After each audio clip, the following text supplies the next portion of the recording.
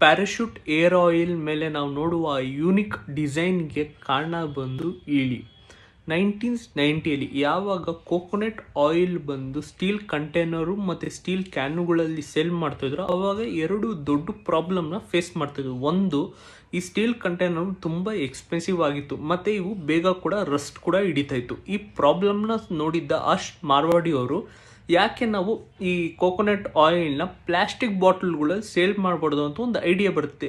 ಆ ಐಡಿಯಾಯಿಂದನೇ ಶುರುವಾಗಿದ್ದ company parachute air oil.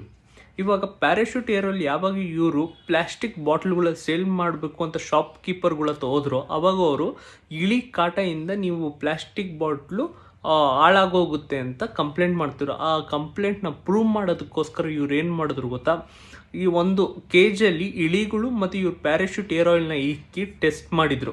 ಆ ಇಳಿಗಳು ಇದನ್ನು ಡ್ಯಾಮೇಜ್ ಮಾಡೋಕ್ಕಾಗುತ್ತಾ ಇಲ್ವಾ ಅಂತ. ಯಾವಾಗ ಇಳಿ ಕೈಲಿ ಡ್ಯಾಮೇಜ್ ಮಾಡೋಕ್ಕಾಗಲ್ಲ ಅಂತ ಶಾಪ್ ಕೀಪರ್ಗಳಿಗೆ ಪ್ರೂವ್ ಮಾಡಿದ್ರು, ಆವಾಗ ಇವರು ಬಾಟ್ಲನ್ನ ಸೇಲ್ ಮಾಡೋಕ್ಕೆ ಶುರು ಮಾಡಿದ್ರು. ಬಟ್ ಈ ಕಾನ್ಸೆಪ್ಟನ್ನ ಕಾಪಿ ಹೊಡೆದ ಬೇರೆ ಕಂಪ್ನಿಗಳಿಂದ ಇವರು ಯೂನಿಕ್ ಆಗಿರಬೇಕು ಅನ್ನೋದು ರೀಸನ್ಗೆ ಫಾರಿನ್ ಡಿಸೈನರ್ಗಳನ್ನ ಕರ್ಕೊಂಡ್ಬಂದು